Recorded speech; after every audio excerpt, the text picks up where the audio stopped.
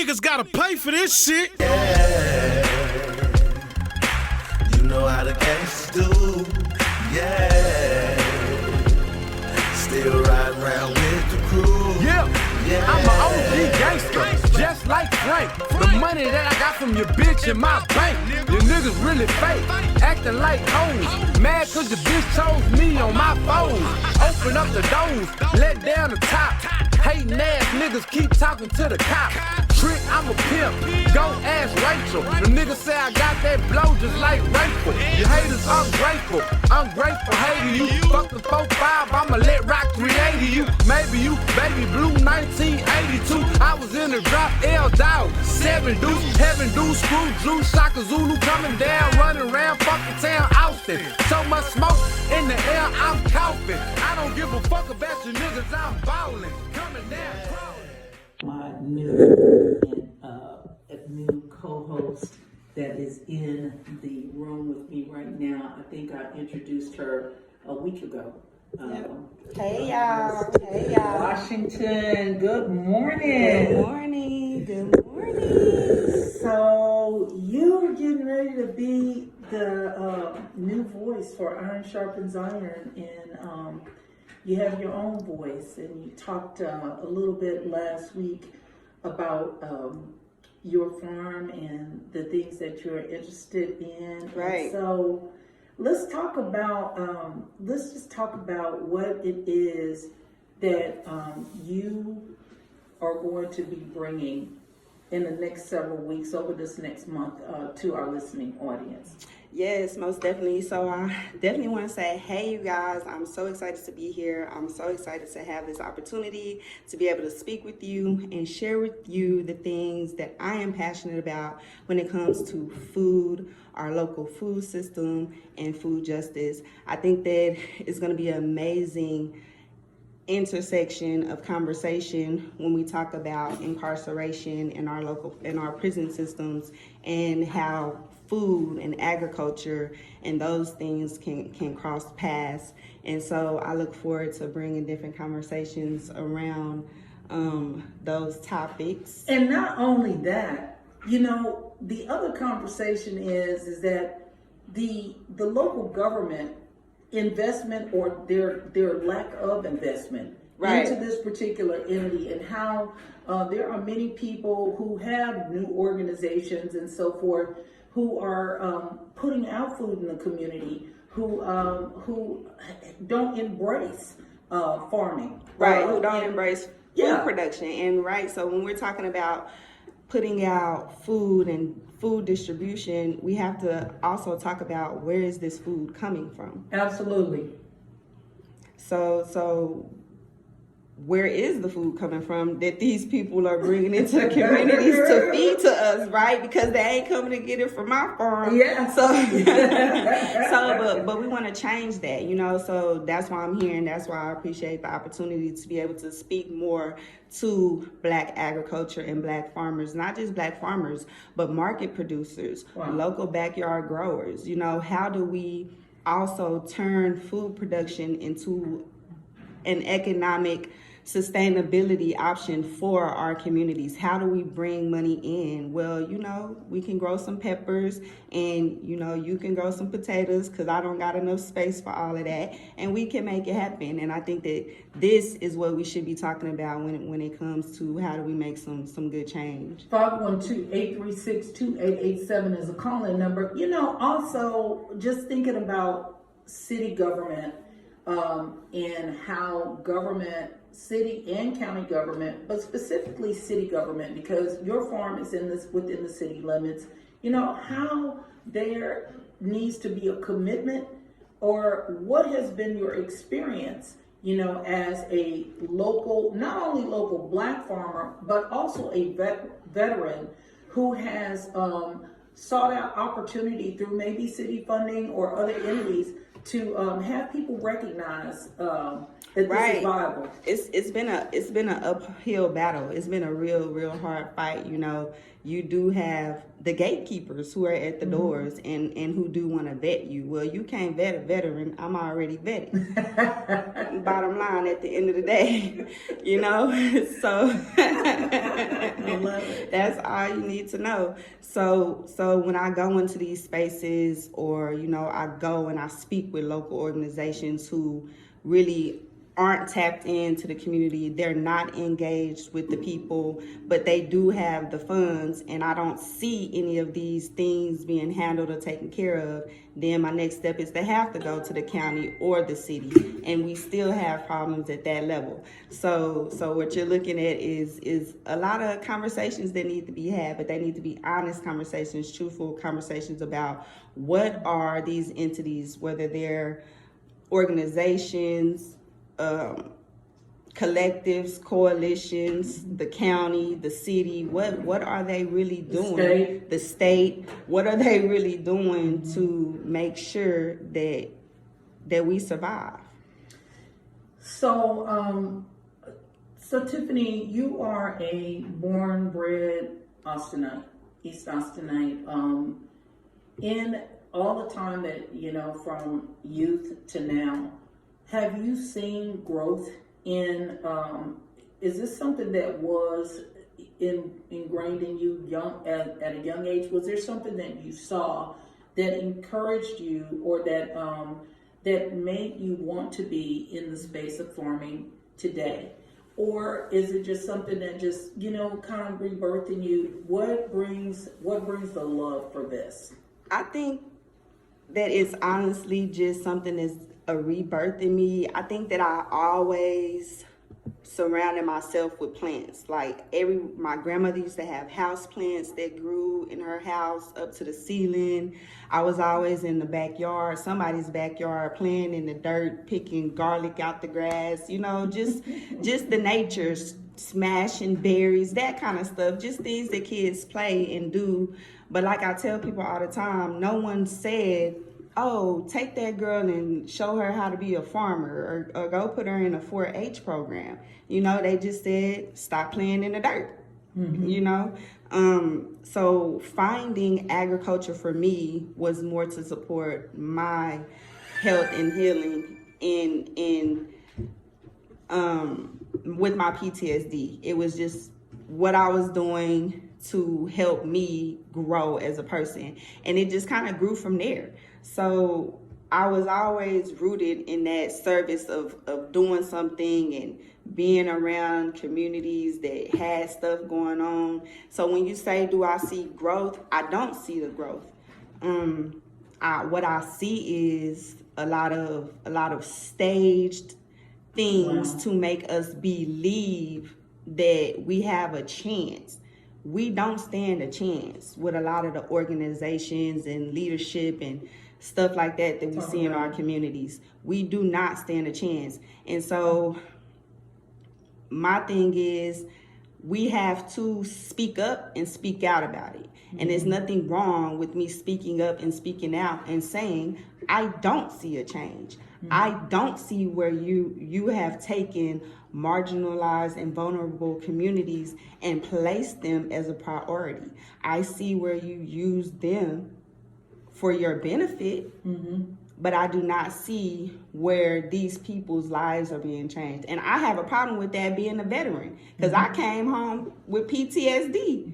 And so to see stuff like that happening, it made it even worse. Exactly. Yes. So it triggered me. You know, so we gotta get into these conversations, and we gotta really talk about this stuff. And we are gonna be talking about a lot of these things, you know, as we go through this month. You know, as you're bringing on people that are going to be talking about food things and different things associated with farming and all that, we're also going to merge all of that with the issues that are facing us because of new community organizations and groups and coalitions and collectives that are imposters and that are the new gatekeepers. We can't keep thinking about, we can't always blame white people for our disparities and the injustices. Sometimes we are also perpetrators of injustice on one another, and this is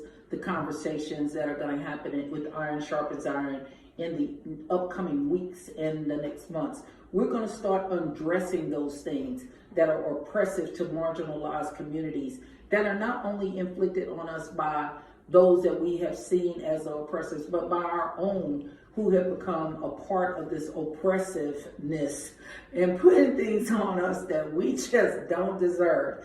And, I'm just excited about having Tiffany and her expertise, her mind on the air with us. You, as you listen, if you think of things that are important to you about food insecurities, anything that you'd like to know about farming, not only calling in, but you can also send us an email at radio@melj.org. You can send us information to the Iron Sharpens Iron show at KAZI.fm.org. And we got to run to a break, but we're going to come right back to you. I'm in the studio with my new co-host, Miss Tiffany Washington, 512-836-2887. You're tuned into KAZI 88.7 FM, the Iron Sharpens Iron show. We'll be right back at you. Good morning. What is the Farmers Organization? Hold on. What is the Farmers Organization? What happened? Name. Oh, if you give us a minute, as soon as we come back on, I'll make sure that she pulls out her credentials. Thanks for that. Question. Hey, Tanya. Good morning. Hey, Tanya. Minute 30. Hey, Eric Seeds. Good morning. Good morning.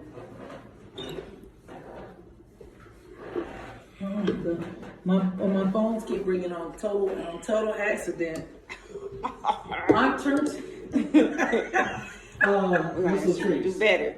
on April 14th, when you come back, all phones will be stored outside. And if you want to video your show, we'll set it up to where I can get you connected to social media and you'll have a camera on you. You got in trouble. You're in the principal's office right now. 45 seconds. I'll follow the I swear rules. to God, I couldn't I could believe win it. money based upon when her phone was going to ring. I know. I couldn't believe it. It started dinging. I think it was anyway. Thank you. And the minute it happens, I look right over at her like, chastised by the engineer this morning. Go figure. I ain't begun to chastise you yet. Just want to amplify. Oh, she wants to amplify and share. So we need 15 to, seconds. Okay. Let me make sure you get it. I can't read Stephen's thing because I don't have it on my thing. I can't open it. Do you have a phone on? That's what you need to worry about.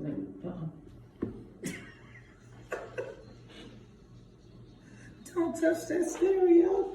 Stand by for your count. Hey. I swear, if your phone rings, I'm throwing it through a window. Tiffany, say hi to the Ring it. Hey, y'all. 3, Yeah. 2, 1. And we are back. Welcome back, y'all. Welcome back. Thank you. Tiffany, we just got a request. First of all, I want to give a shout out to Miss Gloria. Gloria, thank you so much for listening. There's so many people to shout out this morning. Shout out to the Mel staff. Shout out to Tiffany's better half. You gotta, give your kids and stuff and love. I know, right? Yes. Yeah. Hey, baby. Shout out to my kids. They at school over there at the Pecan Springs. Nice. In the community, keeping it in the community, right? I grew up going to Wynn Elementary School, so to be able to have my kids go to school in a local community where I grew up is really nice. And the hubby at home, What's the hubby doing? Wait until I walk out the door to want to ask me all the questions, but shout out to you, Rob. Yep. Yes.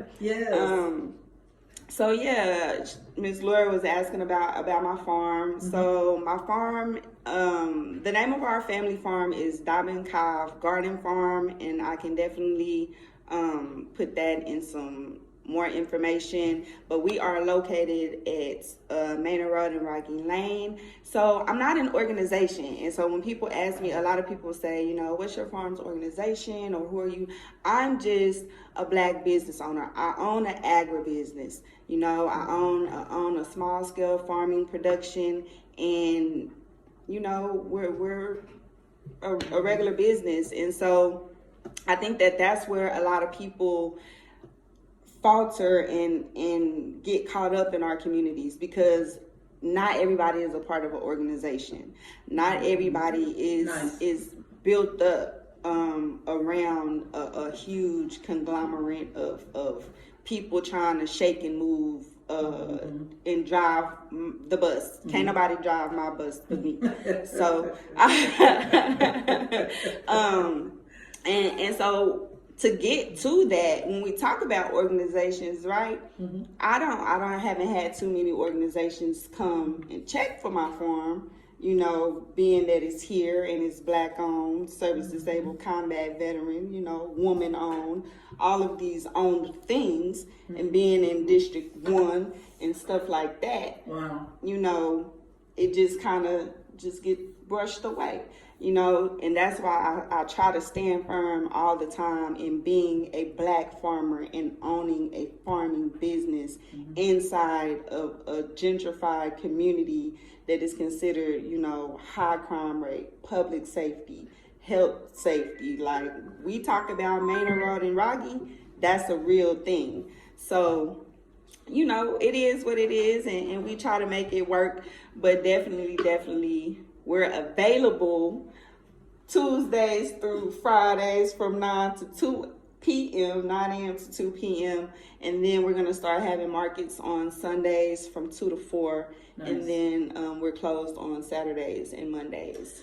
Tiffany, Mondays by appointment. So you brought up a interesting point, and that is, first of all, that you are not a 501c3. You're not a nonprofit. You are a for-profit business. Right. People need to really understand that, and you know, a lot of times, because of that, you know, you're not privy to certain funding. Certain funding that, as a 501c3, maybe Melge is. Right. And then you talked about, you know, being in District 1, which, you know, is the infamous, I give no airtime and birth to council member that is Black, who's aware of your farm. Right. Are these people coming? Have you invited some of the entities that could be helpful, supportive to your work and to the into the farm? Have you invited these people to your pleasant business? You know, I won't say that I have given any type of formal invitations, but we are open from business from 9 a.m. to 2 p.m. Tuesdays through Fridays. And on Sundays from 12 to 4, right? So when we talk about those organizations, I thought that that's what they do. They do the outreach and come find us out in the community to help support and, you know, breathe what is positivity and growth into is life. Yeah. You know, help get the word out about who you are, what you're doing, and also, even since the majority of them have some kind of stake in marginalized folks and community, why wouldn't you bring kids to see a Black farmer, a Black female veteran farmer? There's so much oomph in just the title of who you are and what you're doing, and you think that some of the entities would definitely want to do that just for the mere fact of bringing people to see who could be helped. Right. I think it's because it starts to crack, it starts to cause an issue in the funding of food access, right? It starts to cause a problem because now you can't say that we're in a food desert. We just got interesting. Answer that. I think that's interesting that just came through. Yeah, so our people want to know if they can come out and kind of like shadow me and do some work and everything. Sure. You know, I'm open to that. I live there. So this is the thing, right? When we talk about a farm and farming and stuff like that, most farmers live on their farms. When I first started farming, I wasn't living there because, you know, this is a part of land access for Black farmers and stuff like that. So I was leasing my farm. I was leasing the backyard, someone's backyard, and I turned that into an urban farm, urban garden space. And then once I was able to gain access to the entire property, we moved in. So now this is our home. So people just have to be respectful of that. You know, I have 4 children, I have a husband, and I'm running a business.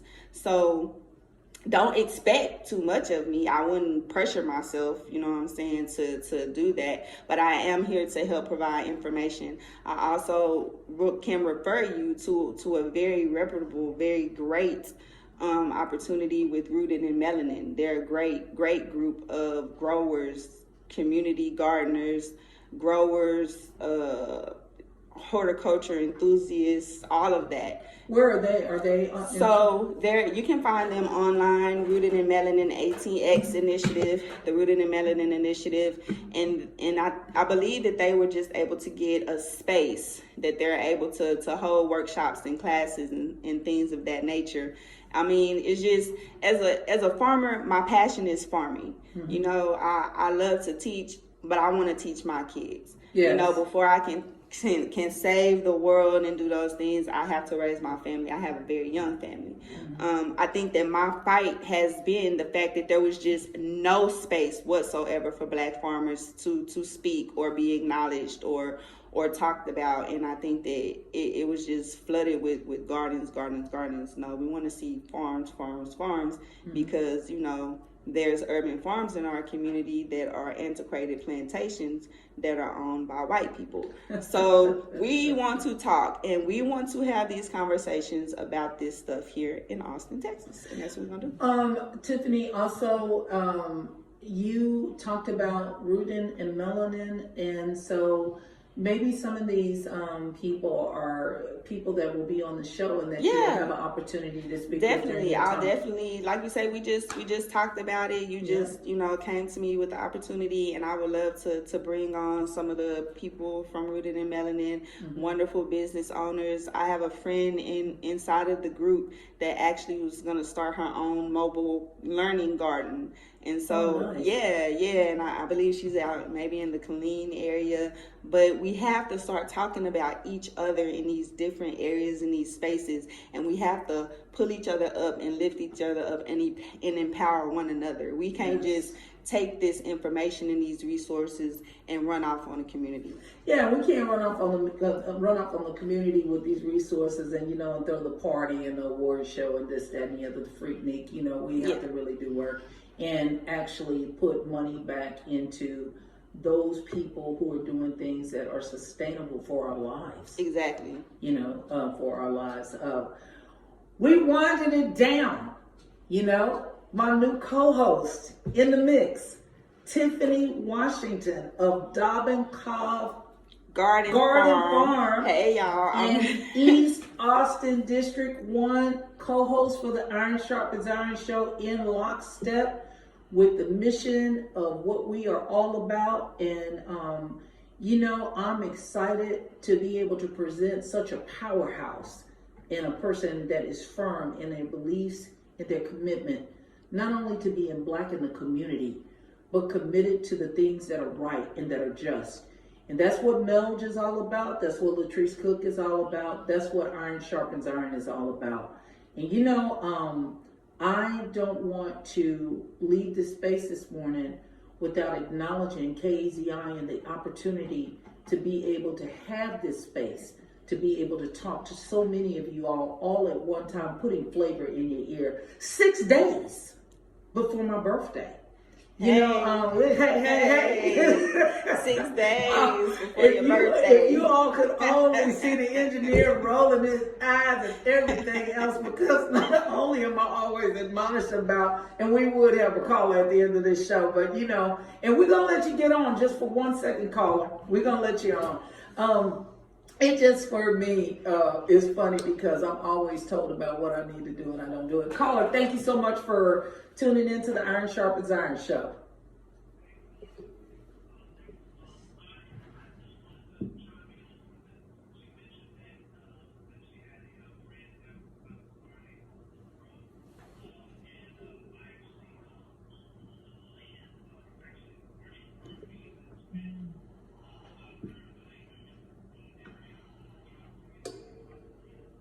Woo.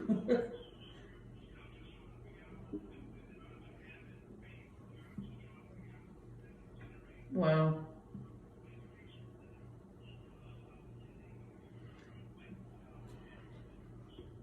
Yeah, absolutely. If you'll call back in about 2 minutes, we'll be off. And thank you so much for that. Thank you for listening, and thank you for that. We really appreciate it. And so we got to wrap it up. That man, let me see that. Hey, here we go. I really appreciate that. Yes, we are looking forward to it. Don't forget to call back in 2 minutes. And in case you missed, it's 512-394-2055. You can reach me and I can get you in touch with Tiffany. You all don't want to miss being back here next Thursday morning, which is actually the 17th, which is one day after my birthday. All right, now. Don't hurt him. Don't hurt him. I'm going to try not to, and don't you hurt him while I'm out of this space. We'll be back with you on next Thursday morning at 9:30 a.m. on the Iron Sharpens Iron show.